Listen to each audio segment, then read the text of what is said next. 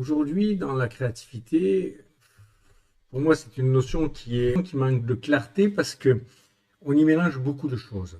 Est-ce que la créativité, c'est la créativité de l'artiste peintre, du poète, ou est-ce que la créativité, c'est quelque chose pour imaginer des nouvelles solutions en entreprise? Ça peut être les deux, mais ça ne se fabrique pas dans les deux cas tout à fait de la même façon. Il y a plusieurs façons de fabriquer de la créativité. Globalement, je pense qu'il y a deux axes dans la créativité. Il y a la créativité pure, celle de l'artiste. Elle est pulsionnelle. Elle part d'une pulsion, d'une nécessité émotionnelle qui pousse l'artiste à créer. Et dans l'entreprise, ça peut être pareil. On peut avoir des moments où on sait que c'est ça qu'il faut faire, et des solutions qui sont purement pulsionnelles, émotionnelles, et qui vont parler aux gens. Parce que les gens sont des êtres d'émotion. Donc, cette forme de créativité est la créativité la plus connue. Mais ce n'est pas la seule. Ce n'est pas la seule. Et on y mélange souvent quelque chose qui repose sur d'autres bases. Cette créativité-là, elle repose essentiellement sur de l'émotion. Elle canalise de l'émotion, un besoin de créer, bien souvent. C'est pulsionnel et purement émotionnel. Vient une autre forme de créativité, mais qui n'est pas de la créativité. On la confond souvent avec de la créativité. C'est de l'inventivité. Et l'inventivité, elle prend racine autrement. Elle est issue avant tout, consciemment ou inconsciemment, mais bien souvent consciemment, non pas de l'émotion, mais de l'imagination.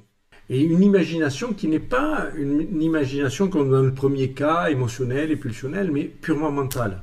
C'est de l'analyse, c'est de la comparaison. Et elle se base sur le mental, avant tout. L'inventivité, elle vient d'un agrégat qu'on fait, conscient ou inconscient, de plusieurs axes et qu'on vient porter et une solution. Les solutions, elles sont hors de notre champ. C'est aussi ce que la thérapie orientée solution nous apporte. C'est que bien souvent, la solution, elle n'est pas déductible du problème. Alors certains auront une inspiration purement, il y a du génie. La deuxième, elle va obliger à utiliser des techniques pour sortir de son ornière mentale et venir chercher de nouvelles pièces, de nouveaux assemblages, de nouvelles façons de faire les choses. C'est de la modélisation.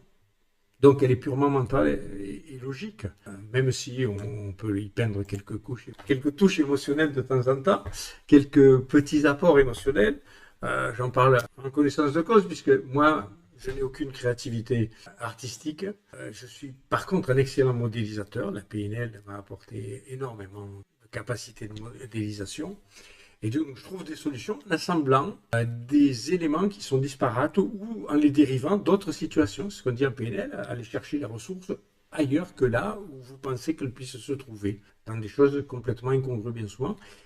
Et ça se complète très bien avec la créativité qui est elle plus émotionnelle, puisque Virginie m'accompagne et elle et m'accompagne et associée dans le développement de Synapse. Et elle, complètement dans une créativité pulsionnelle, émotionnelle, dans sa première forme de créativité. Donc les deux formes de créativité peuvent se compléter totalement. Elles sont bâties sur des choses totalement différentes, bien que l'inconscient joue dans tous les cas, que ce soit au niveau de la logique. Souvent on a des idées qui viennent mais elles émergent comme ça. Notre inconscient les pousse en avant. C'est pas juste de la logique purement analytique, elle y est, la logique analytique. Pour autant, elle n'est pas elle toute seule. L'inconscient joue toujours un très très grand rôle dans ce que nous faisons.